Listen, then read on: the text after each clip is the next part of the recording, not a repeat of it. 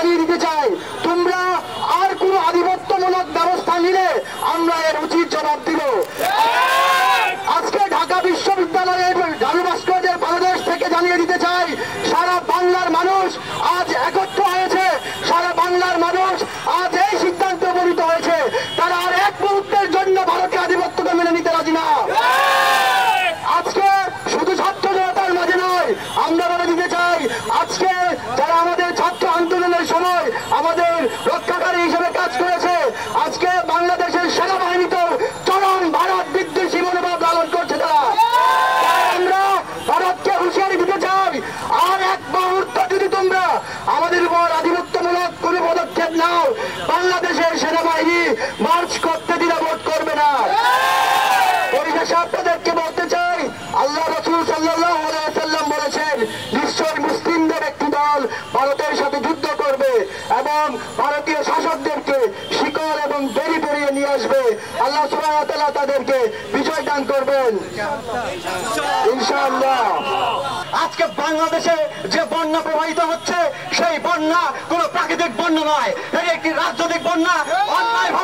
অন্যায়ভাবে ভারত সরকার বাঁধ খুলে দিয়ে আমাদের এই বাংলাকে, সবুজ শ্যামল বাংলাকে বন্যায় প্লাবিত করছে। সে অন্যায় আমরা এদেশের সচেতন জনগণ সেটা কখনো মেনে নেব না। ভারতের আধিপত্যবাদ আমরা কখনোই মেনে নেব না। আমাদের দেশের পররাষ্ট্রনীতি হবে সবচেয়ে শক্তিশালী পররাষ্ট্রনীতি। ভারতের ঘাড়ের উপর আমরা নিঃশ্বাস ফেলে দেওয়া বলতে পারি, বাংলাদেশ একটি শক্তিশালী জাতি। আমরা যদি বাঁচি একদিনের জন্য বাঁচবো এবং সেটা বাঘের মতো লড়াই করে বাঁচতে চাই।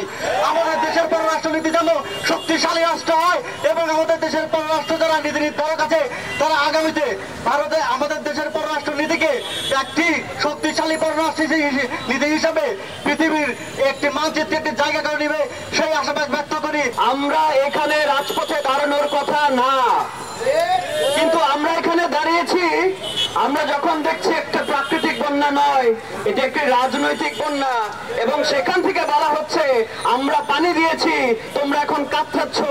ভারতীয় মিডিয়া এবং আবার পররাষ্ট্র মন্ত্রণালয় থেকে একটু আগে বলা হয়েছে কি, যে আমরা বাঁধ খুলি নাই। আপনারা আগে ঠিক করেন আপনারা কোনটা বলবেন। আপনারা মিডিয়ার সাথে বসেন, কোনটা আগে বলবেন সেটা আগে ঠিক করেন। আমাদেরকে কাজ করা দেখে লাভ নাই, আমরা সব কিছু বুঝি।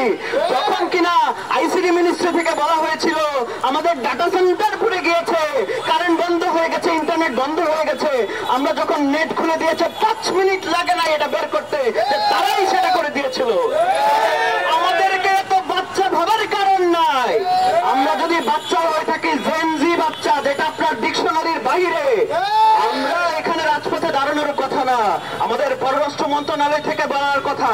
কিন্তু আমরা আজকে এখানে দাঁড়িয়েছি আমাদের পার্শ্ববর্তী দেশ, যেখানে আমরা একটা বন্ধু রাষ্ট্র বলছি। আমাদের এলাকায় একটা গল্প আছে যে এক পাগল নাকি গলিতে ঘোরাঘুরি করে আর বলে ওই বিশ্ব সুন্দরীর সাথে আমার বিয়ে হওয়ার কথা, কিন্তু 50% বিয়েটা হয়ে আছে। তো যখন মানুষকে জিজ্ঞেস করা হলো 50% কেমনে হইলো, বলে আমি তো রাজি, ও রাজি হইলেই হয়। তার মানে আমরা বলছি বন্ধু বন্ধু বন্ধু বন্ধু, জিকির জিকির জিকির, বন্ধু বন্ধু বলছি, কিন্তু তারা বলছে না বাবা, আমরা তো বন্ধু না, তোমরা আম পাঠাও, আমরা ফেলানি পাঠাই।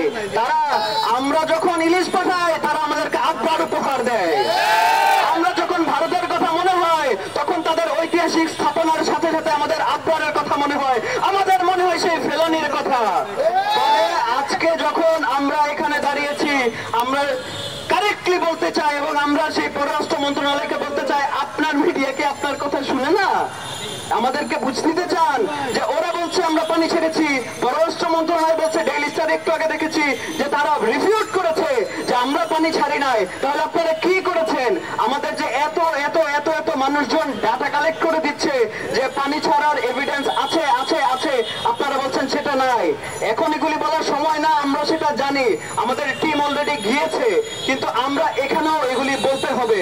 ফলে আমি শেষ করতে চাই একটি কথা বলেই, যে এই বন্যা অবশ্যই রাজনৈতিক বন্যা, এবং যে একজন মারা গিয়েছে আমরা শুনেছি, সেটা অবশ্যই নিহত নয়, সেটি হত্যা। যে ভারত আমার বোনকে কাঁটাতারের বেড়াতলে ঝুলিয়ে রাখে, যে ভারত আমার বাবাকে পাখির মতো গুলি করে হত্যা করে, সে ভারত কি আমাদের বন্ধু রাষ্ট্র হতে পারে? সে ভারত আমাদের কি রাষ্ট্র? কিন্তু আমরা দেখতে পাই আমাদের এই শাসক যখন সত্য কোনো পদক্ষেপ নেই নাই, বরং উল্টো দিনের পর দিন তাদের সাথে বিভিন্ন রকমের চুক্তি করেছে। আমার ভাইয়ের রক্তের উপর পাড়া দিয়ে তাদের সাথে চুক্তি করেছে। বাংলাদেশে ট্রানজিট দিবে, বাংলাদেশে চট্টগ্রাম মংলা বন্দর দিবে, তাদেরকে স্বল্প মূল্যে ইলিশ দিবে, আমার দেশের প্রাকৃতিক সম্পদ তাদেরকে বিনামূল্যে দিবে। এই সমস্ত চুক্তি এই ভারতের সাথে আমার বিগত সালে যত শাসক এসেছে তারা করেছে। আমি বলতে চাই, এই সমস্ত শাসক আমাদের জনগণের প্রতিনিধিত্ব করে না, তারা মার্কিন ভারতের প্রতিনিধিত্ব করে।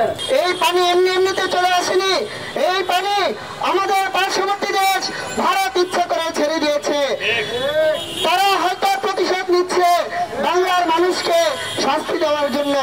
সম্মানিত উপস্থিতি, আমরা ভারতীয় দালালদেরকে কিছুদিন আগে এই দেশ থেকে বিতাড়িত করেছি। আমরা বলতে চাই, ভারত যদি আমাদের উপর আধিপত্যবাদ খাটাতে চায়, তাহলে এই ঢাকা ভার্সিটির ছাত্ররা, এই বাংলার ছাত্র সমাজ ভারতীয় দালালদেরকে এই দেশ থেকে বিতাড়িত করতে বাধ্য হবে। সম্মানিত উপস্থিতি, 1971 সালে পাকিস্তানকে এদেশ থেকে আমরা তাড়িয়েছি। আমরা এই 24-এ এসে বলতে চাই, ভারত যদি আমাদের উপর আধিপত্যবাদ বিস্তার করতে চায়, আমাদেরকে শাস্তি করতে চায়, তাহলে বাংলার সমাজ তা কখনো মেনে নিবে না।